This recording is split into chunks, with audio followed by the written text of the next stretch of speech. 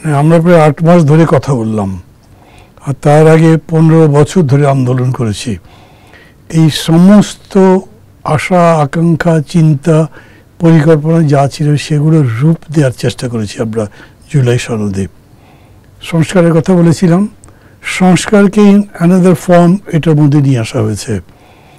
তবে এই চর্চা করতে গিয়ে আমি মনে করি যে আমাদের এই অভিজ্ঞতা হয়েছে যে চাইলেই একমত হওয়া যায় না।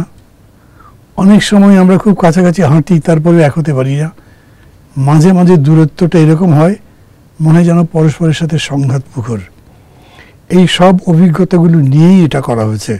ফলে দেখেছেন যেদিন সই করা হয় সেদিন মানে যে মধুরেণ সমপয়েত বলে না, এইরকম হয়নি। একটা সংঘর্ষ হয়েছে বাইরে, মানে জুলাই যোদ্ধা যাদের বলে বা যারা বলেন নিজেদেরকে, তারা বিক্ষোভ করেছেন।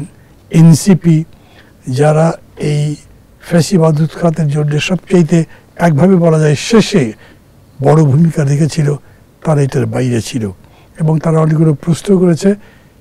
5টা দল সই করেনি এখন পর্যন্ত। তার মানে হচ্ছে যে এখানে প্রশ্ন এখনো আছে।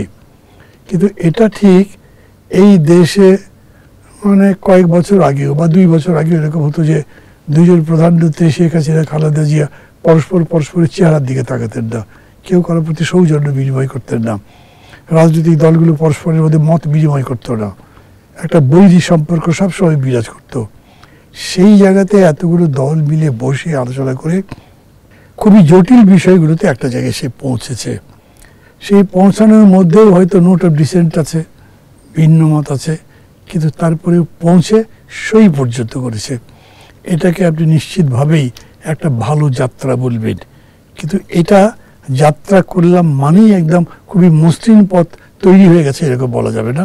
এই পথটাকে মসৃণ করতে করতেও এগোতে হবে। চ্যালেঞ্জ আরও সামনে আছে।